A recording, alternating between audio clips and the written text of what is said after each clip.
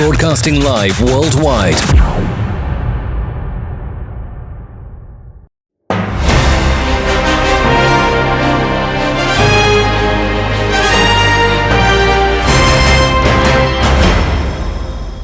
Voices of the game, hear them call. In Africa's heart, we stand tall. Sports addict, fueling the fire, inspiring dreams. We found our home.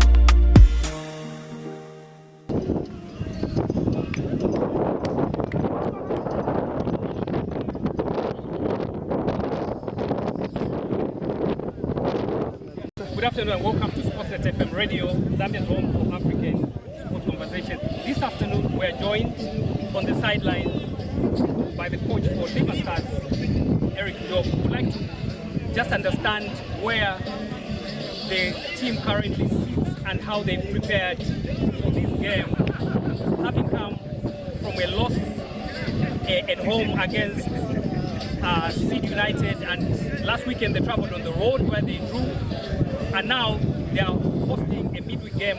So we'd like just to understand, coach, welcome to our sideline interview. So just give a brief a background how you are prepared.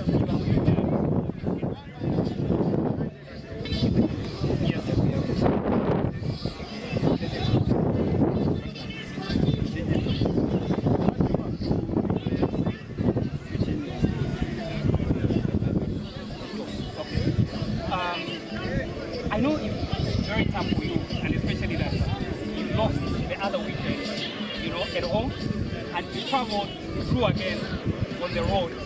This really has put you, in some position where you really want this time around to win this game. How are you prepared for today's game?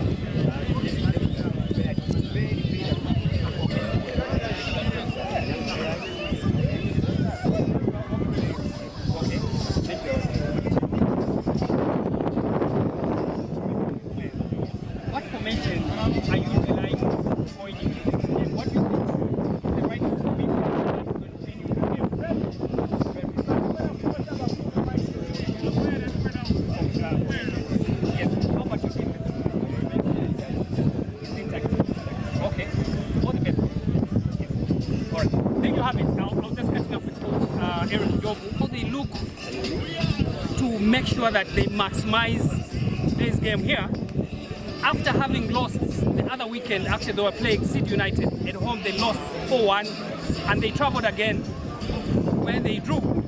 So this is more of a defining moment for Lima Stars because all odds are actually against them. They really want to make sure that they maximize, having played at home and actually win the game. I'll be reporting from the sideline. This has been Francis Nagol reporting from Sportsnet FM Radio, Zambia's home for African sports conversation. Catch me on the sidelines as we wait for this game to tip off. I'm joined by Chimunya Lupe here, who's a soccer fan. He's actually been watching much of the games for Lima Stars. Would like just to get his insight about the last two games that he's watched.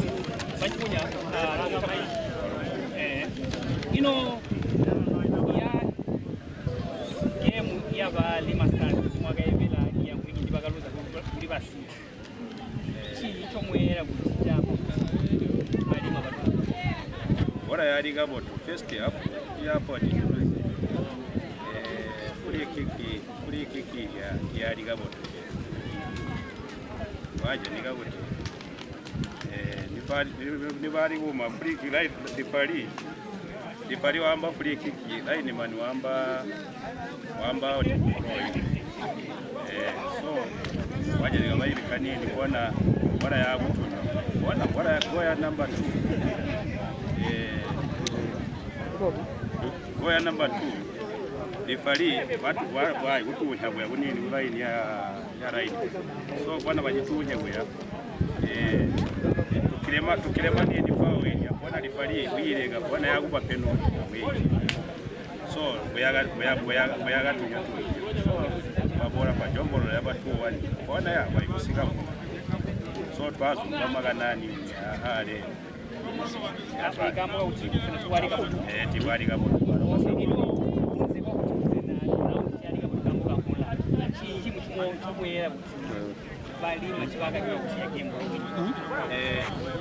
chubagagirwa ti bayibine game waje ndikawo chimenda akabazunda balima tamayiruma kola yomenda bona bayaba basidi balije makola alyauka makotisia au makumbere bakubanira bubiri so makozi akatunywa alya twakazumba bya akalikuira omubenda sika kubira bona baba. So game yafu aba Brave Warriors kulimbo muyera kuti balima bete kuti baumbe kutekwa kambwawa ibuli kubilo ya wibingu bakaluzani bakali la fasi bakalaro bakasara urowa cyo muyera kuti balima bete kuti bajite kutekwa game ya sumba wino game ya sumba ila pawuti local derby so local derby ilagata ukuthi wiwi na game certificate. What is your prediction? Bendiera kubatira for 1-1.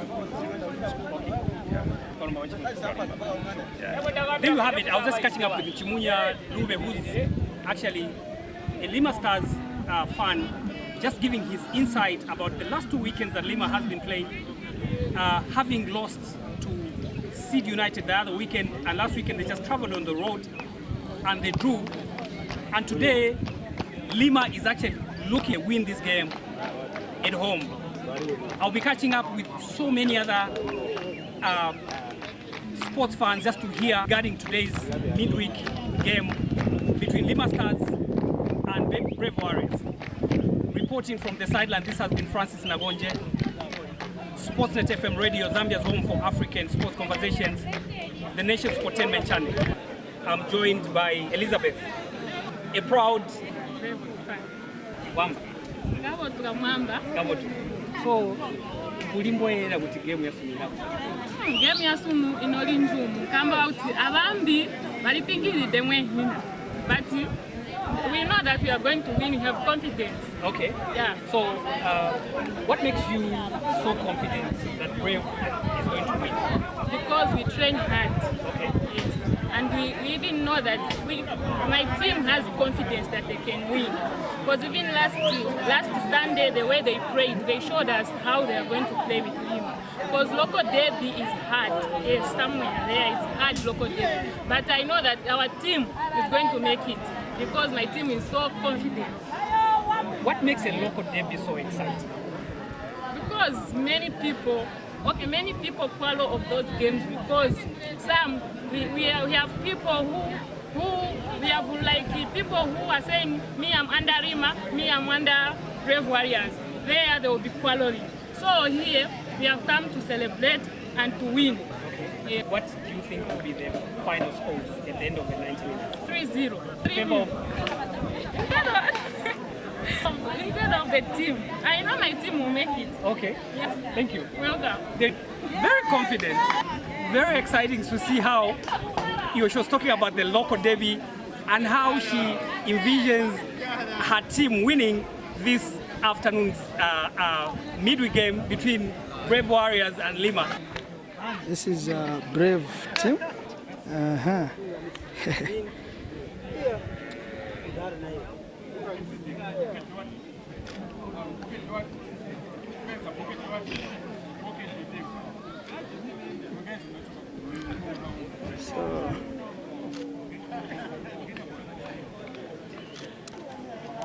I'm joined by a soccer fan, Adrian, just to give his insights about today's game and briefly just touch on a few areas regarding, like the game in our district, our town, and partly we'll touch about officiating. Adrian, I would have to welcome.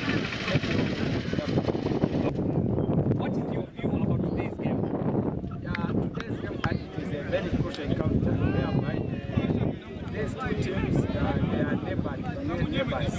And looking at the kind of players they are using, you find that they are eating together, they stay together. They are sharing the same bed, some of the players, and it will be a very good game. Lima Stars are actually in a very tight spot. I say this because the other weekend actually Lima lost to Seed United by 4 goals to 1, and last weekend they actually traveled on the road. They drew. Today, it puts them in a very, very tight position to make sure that they maximize this game at home. How do you think Lima needs to play to make sure that they win today's game? I think Lima Stars side should be very tactical in terms of striking side. Also defending the defensive side, they should be very tactical, and they should be very careful so that they don't concede a penalty, they don't commit a lot of fouls in the danger zone, so that they can manage to contain. I think a draw for Lima to be okay. Looking at the side of Lima Stars, it is a very seasoned team in Division 2, whereby they have all what it takes for them to win this match. Do you think another draw actually works out for Lima this afternoon? A draw for Lima, it will not sit well with them. Looking at the previous 2 games, the way they have played, coming from a loss, they went to a draw, and again today they are meeting the neighbors, which is a very tough encounter. For them to be motivated, it is just a must win for them. In order for them to keep motivated, they have to motivate themselves by winning this match.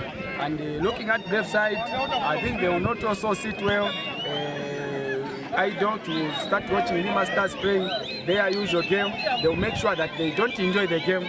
They try by all means to get at least a point. Looking at the positions where they are just on number 7, 11 points difference from the league leaders, Red Lions. This is the local derby. How do you think a local derby like this pans out at the end of the day? 2 teams in the same area, most definitely they share a lot of things.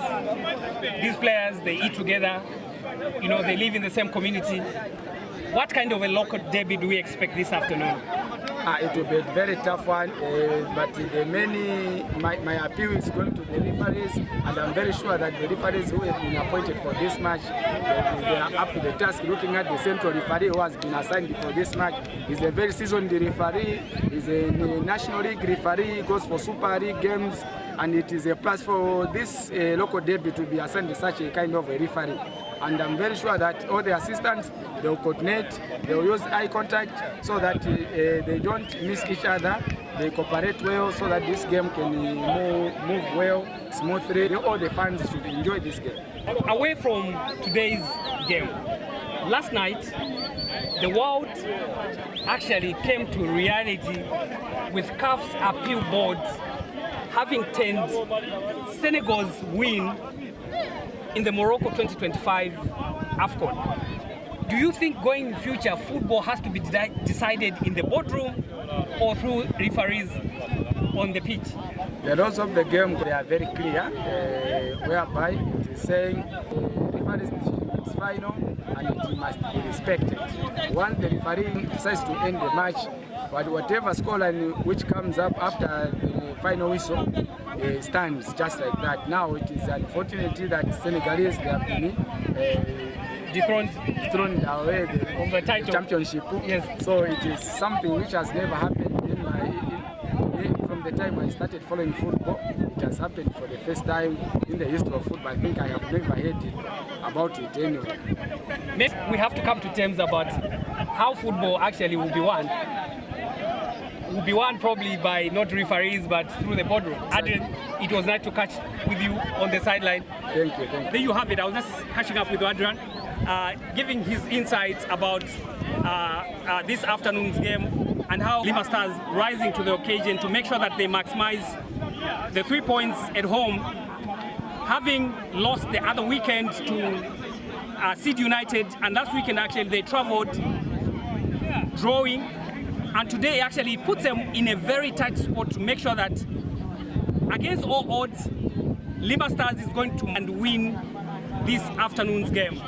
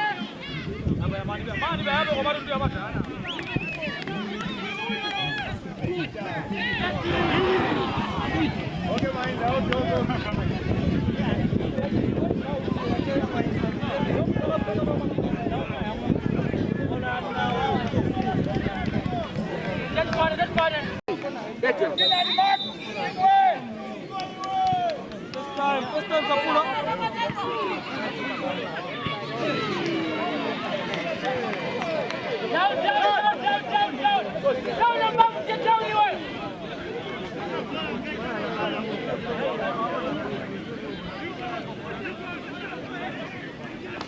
Keeper.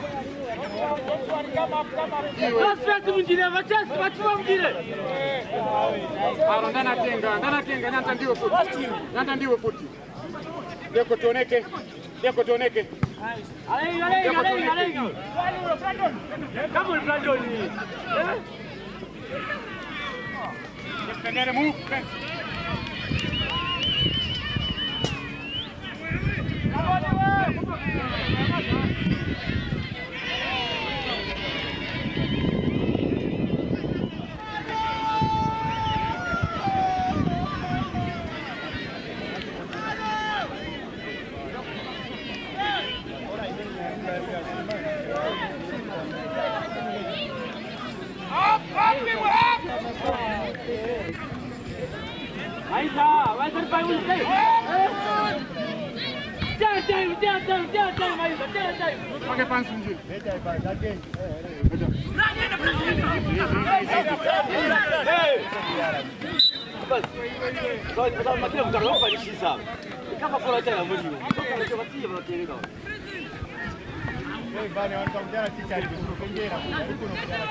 Ndiwa futi.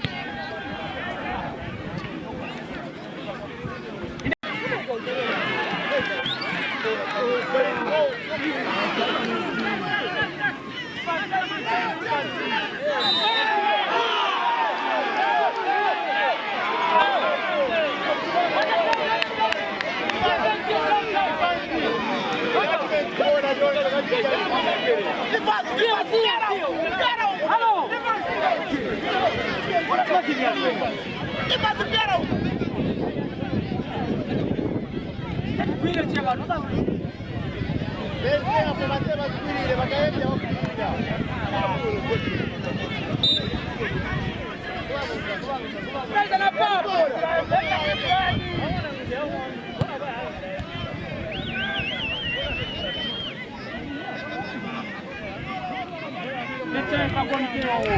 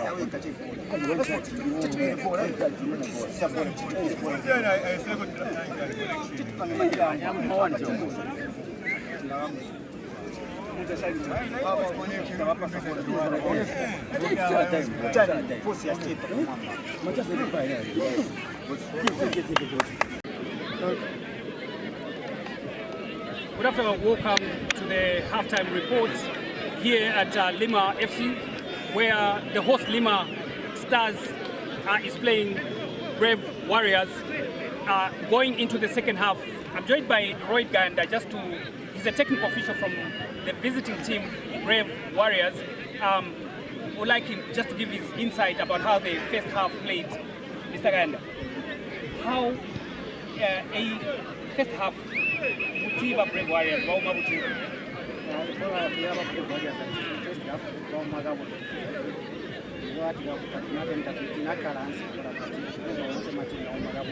Kesha endelea kusogea. Kuja.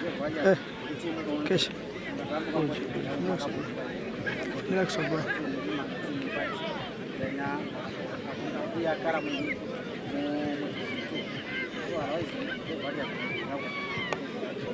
Good after the halftime, I'm joined by Coach Song, who would like just to get his insight about how the first half played so far. Coach, give us an insight about how the first half actually played out. I think the game was not a local game. Yes. The first half was actually the same match.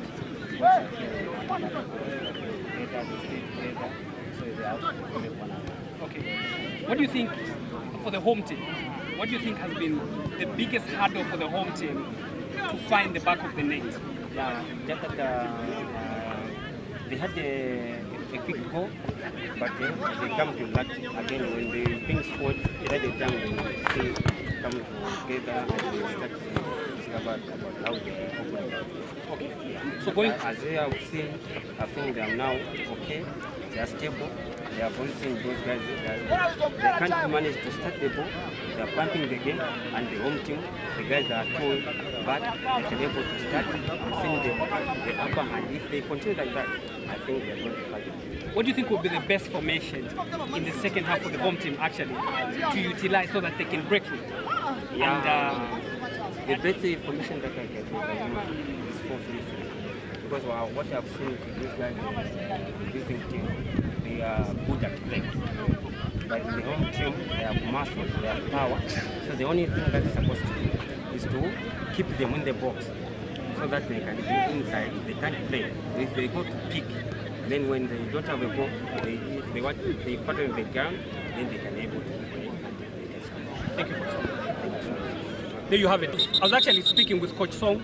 He was giving his insight about how the best team, the home team, actually can utilize chances going into the second half to make sure that they find the back of the net And he cited reasons why it's very important for the home team actually to be able to use their wings and continue to push in if they have to win this game. And especially that there seem to be pressure on the home team. I'm joined by Phineas Mambo, who would like to get his insight about how the first half played out. You watched the first half. The home team seems to be failing to break through and find the back of the net. What do you think of the best approach going into the second half? Yeah, they should change the strike. Because the midfield is not doing very well. And the defense also is still weak. Otherwise, the striking force also they should do something else. Otherwise, the other team is also panicking. You know, because they are away. But the home team is supposed to increase their pressure on the defenders. They're not doing very well. Okay, we know that the pressure, as you said, is actually on the home team, having lost the other weekend and they drew on the road last weekend. They seem to have that pressure, but what do you think again would be the best approach for them to utilize now so that at least in this second half they can actually utilize the chances and win the game? Lima has not been doing very well in all the last games they lost. That's why they are supposed to put the pressure right now in the second half so that they get a point.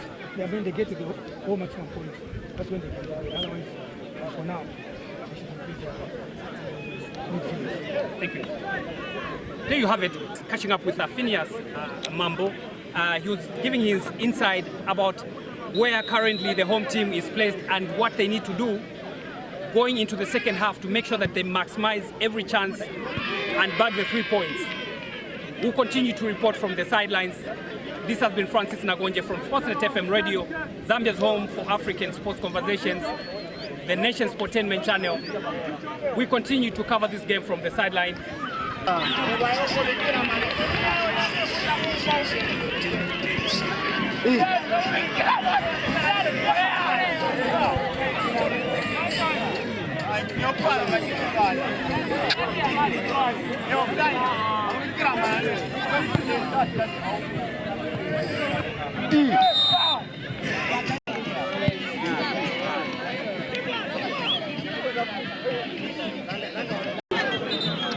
Kaç hareket? Haribuchi. Ne magozi ana net.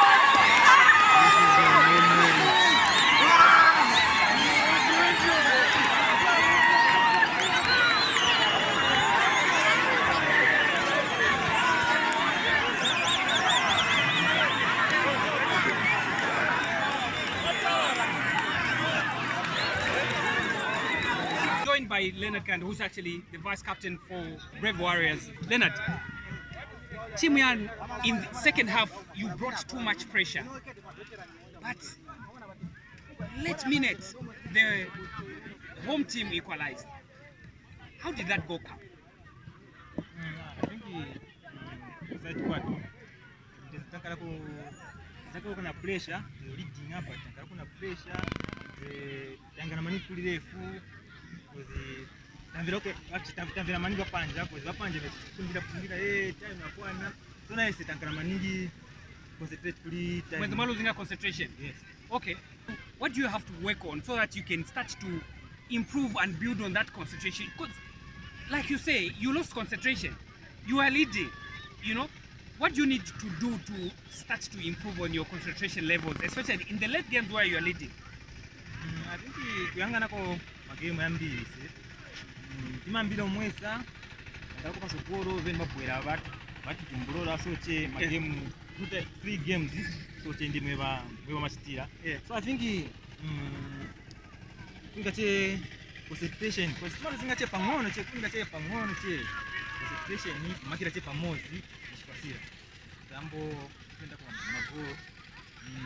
Last game tina at least na defenda kwa 1-0 tina moza tina defend manje hii chakuta che otherwise machabwe then futi away apakaitira away saka chabwe.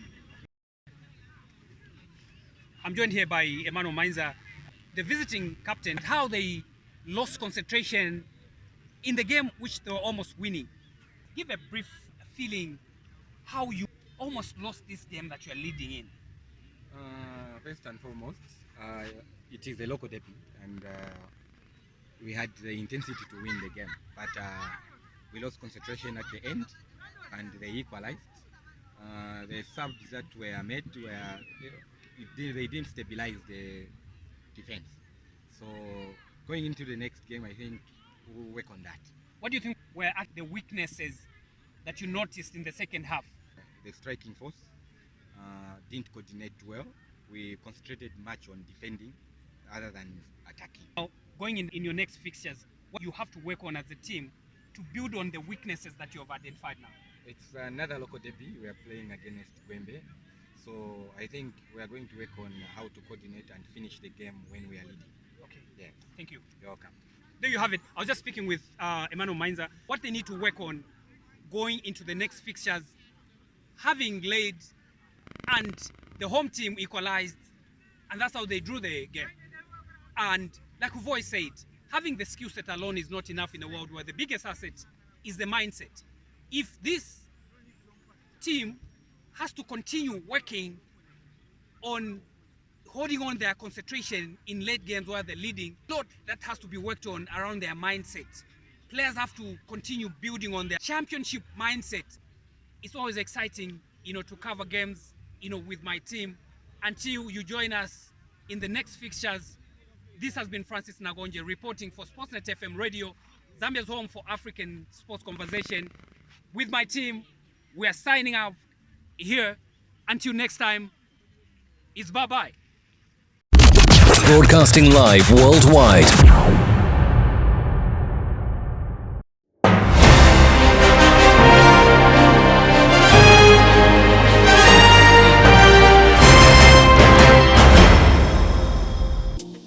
In the heart of Zambia's beat, where the passion flows like a river sweet, it takes the stage, bringing sports to life, turning the page. Sportsnet FM, the airwaves ignite, conversation soar, taking flight. Voices echoing dreams of the game, uniting the nation, igniting the flame.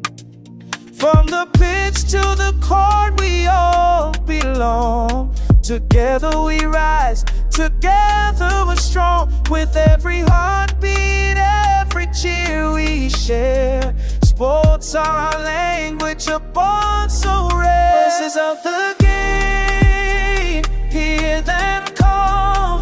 In Africa's heart, we stand tall. Sports added, fueling the fire, inspiring dreams, lifting us higher. From soccer fields to basketball courts, every athlete's journey, a tale of sorts. With laughter and joy, through highs and lows. In the rhythm of sports, our passion grows. Let the world hear our voices rise. In unity we break the skies. With every conversation we shape the dream. In Zambia's home we're a winning team. Voices of the